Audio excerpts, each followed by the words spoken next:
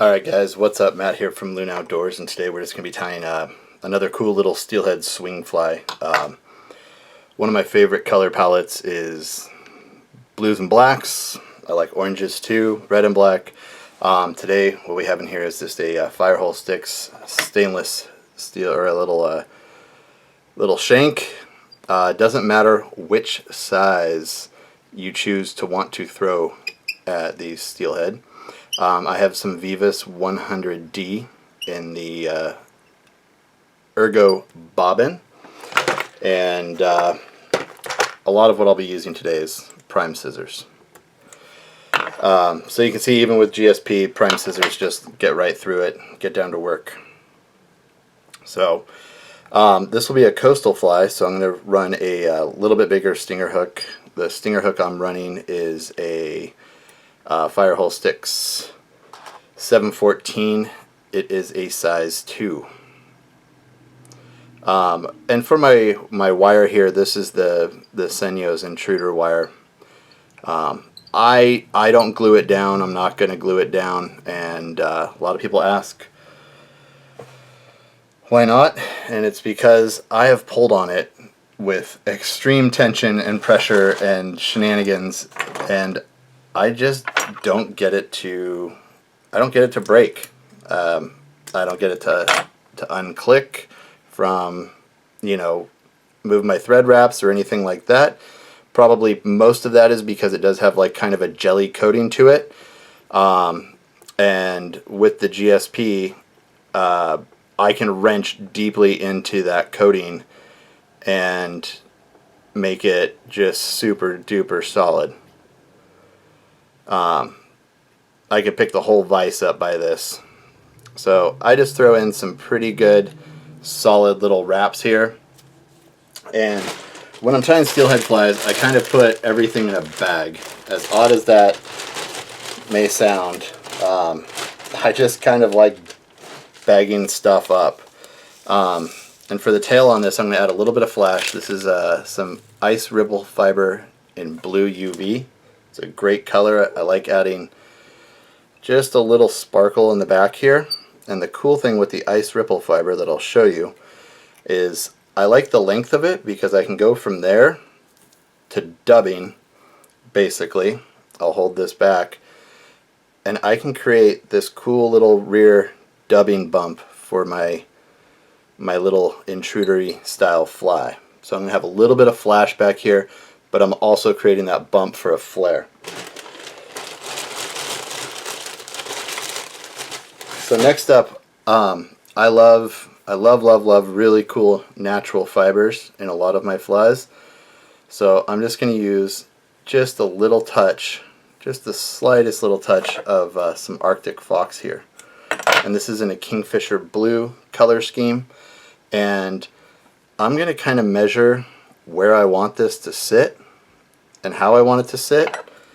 And I'm going to give it a trim, because I'm going to do a cool body wrap on this with some flat braid, and I really want that to kind of splay out and not overtake and make this a lumpy operation here, if that makes sense. So I'm going to use this just to keep creating a thing that the fish will never see, just an FYI.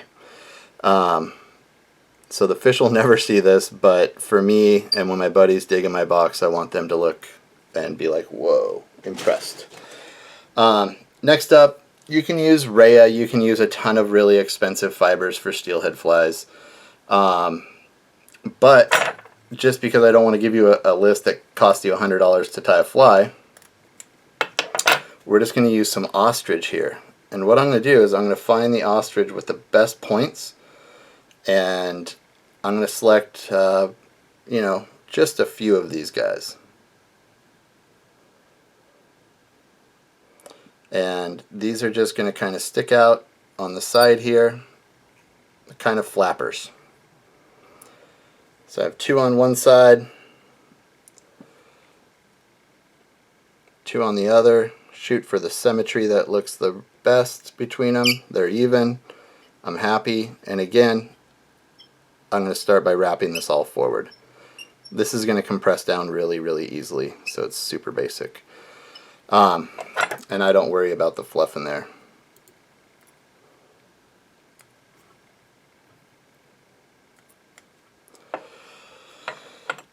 So now we kind of just have this cool little forky tail scenario. And so you can see I've moved my thread back up, and there is a reason for that. When I start to use these flat braids, I do want to bring them down, and I'm going to use kind of a, like a, there it is, this lighter underbody color here of the mini flat fly braid stuff. And that's just going to give the fly a little bit of an inner glow. It's not going to be, you know, overwhelming. It doesn't totally match. It's a little bit lighter.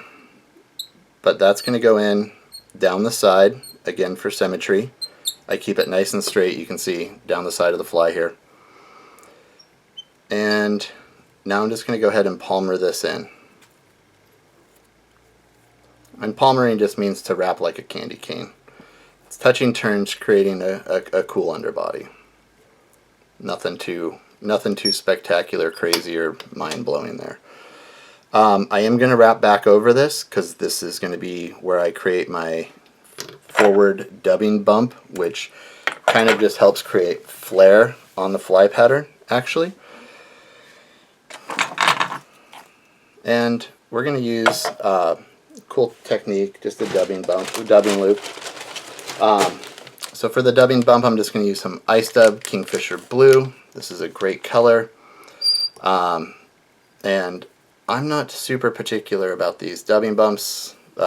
Some guys make them really big and bulky. I'm just creating the second stage of where I'm going to put in another collar. And this is, a collar is just really, we're just creating really cool collars with steelhead flies. So now that I kind of have the layout of my fly and where I want everything, I actually add my eyes last. So I'm just using a little blue dumbbell eye here. And the storage system, if you guys can see, for all of my beads is the Hairline Dubbing Fly Tires Stash Box. It gives me quick, easy, identifiable, you know, location to like all of my eyes and beads, everything like that. And I absolutely dig it. Everything's nice and neat in there. I don't have a lot of issues. So what we'll do is we just go ahead and figure eight. I do a few wraps around and I'll come back in and figure eight again. Not super worried about anything. My bobbin tension's just a little tight today. There we go.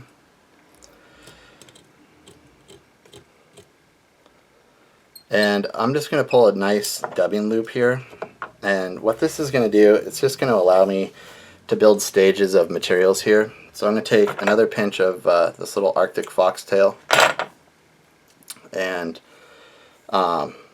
there's two layers. There's these guard hairs. I actually like the guard hairs. I'm sure some people don't. And I am going to use some low-tack swax for this.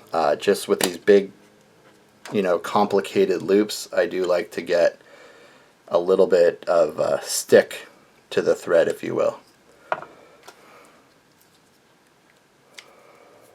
So what I'm going to do is I measure this so it's not longer than my, you know, back of my fly. I don't want the front wing going over the back. I want it to kind of crimp down and create a really cool teardroppy profile. So I'm going to go ahead and set this in here. You guys can create this in like a composite loop. And we're going to create a little composite loop here as well in a second. So next up, I'm going to take just a little bit more of this Ice Dub, and you can see it's just a hearty pinch. I go ahead and align it all really nicely, and I just clear a spot on my desk. It's really simple, and I'll show you what we're going to do with that next. So I'm going to come in here and I'm going to take a pinch of some ostrich, and I just tear it off. And again, I'm going to go ahead and pull all of the wiggles, the wiggly little short guys out of there. I trim the butt ends off personally. and I'm just going to go ahead and lay these in on top of the ice dub. I give them about a 1/4 inch worth of spacing for the most part. They can vary a little bit. That way you're just going to get a circumferential spread of this feather in your loop.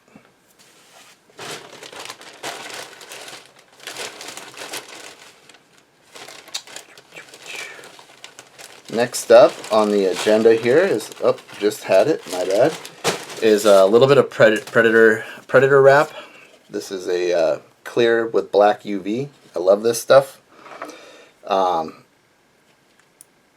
And enough to add to this fly is about right here. It's about 10 strands. Again, I'm going to trim it, and this one I'm going to place it like 40%, 60%, so it's a little bit off kilter, and I just spread this out. I just kind of drop it into this loop, and that's going to be pretty much it. So we have 3 materials in there. I pick it up in a D-loop tweezer, as you can see. We have tons of videos on how to use the D-loop tweezer, which is pretty cool. And I'm just going to go ahead and add this into my dubbing loop. I can sit here now with that wax, and I can build my spacing. I can kind of just do what I want with these materials. And I'm going to go ahead and give the dubbing spinner a spin. As you can see, it's spinning back here. And I like to control the speed at which I am spinning. If you let it go, you can see stuff starts to get stuck. And as it gets stuck, that means it's not going to be in your fly properly, and it's just a waste of that material. So I kind of use the D-loop tweezers a lot like a chopstick, and I pick and poke and attack, really just kind of freeing these materials.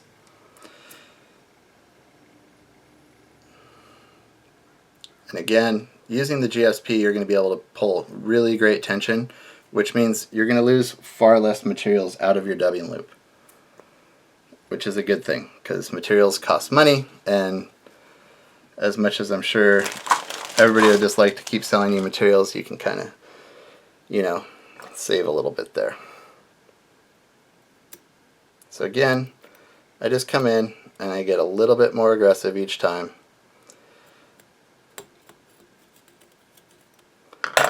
You can use your hands to hand kind of fluff this a little bit, but you can see nothing's really coming out. Everything's really well locked in, and you now have this really cool loop. So my thing is you can see here is I place the dubbing tool in, or the dubbing spinner, I'm sorry, in my hand. I do like to work my materials slowly towards the way I'm wrapping.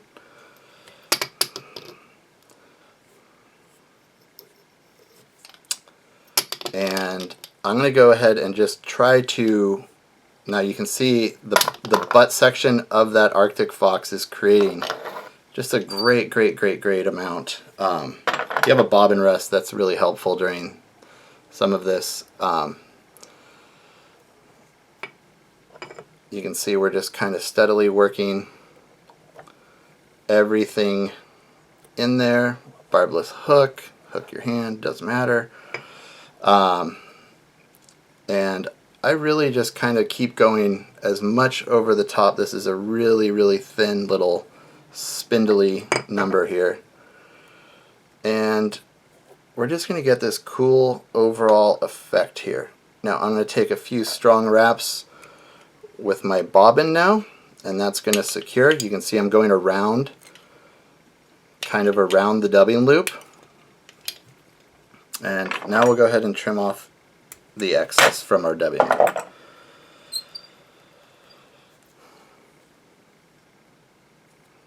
In a lot of cases, you could probably just go ahead and fish this the way it is. We're going to go ahead and primp it out. You can see some of these ostrich butt sections, we don't want those. So you want to carefully trim. That word is very important here. Is the carefulness is paramount right now. So you can see we have pretty good penetration of our ostrich. maybe we want just another one up top here, you can add that in, popped out of the loop. It's part of the game. But I just like these really easy to cast, like kind of flowy flies for most of my steelhead fishing. I'm going to use guinea on the front here, and I am going to add just a little bit more flash with some of this ice ripple fiber. And what I do is I kind of just pull out the stragglers, and I'm just going to drop in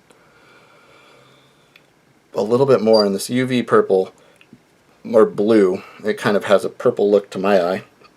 Is absolutely stellar.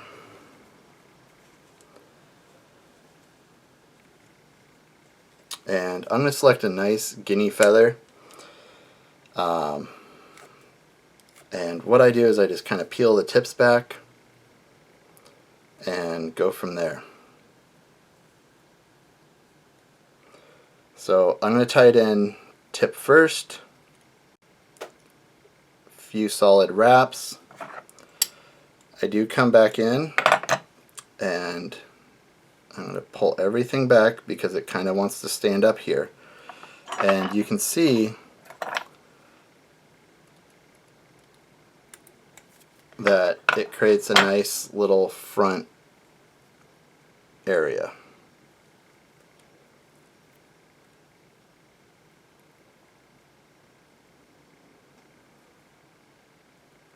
And I'm just going to wrap this in. And what I feel that this does, I can't prove it. I mean, I'm not underwater. It's just my thought process. This is the dam that we're working with here. And I'm going to go ahead and just trim the tip of this off. And I do move kind of just right in front of the eye right now, and that's where I'm going to go ahead and whip finish. And this is really just a basic little steelhead fly. We'll just finish it off with a little bit of UV resin here. If I didn't cure the tip with the last thing I did, which does happen. So I'm going to use a little bit of the hot blue up top. We'll go ahead and cure that. Another cool thing you can do is you can actually use flow if you really need to. If you are so bent on you know, really getting that collar to stand up, like you need a lot of flare and a big profile, like a dirty water scenario, is you can actually coat the dubbing loop with flow and then cure it, and it'll turn basically to rubber, which is kind of cool. I feel like this is going to collapse into a nice little stealthy, cool steelhead fly.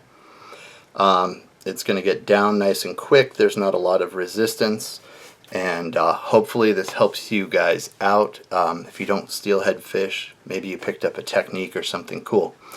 But anyways, guys, thanks for watching, and we'll catch you next time.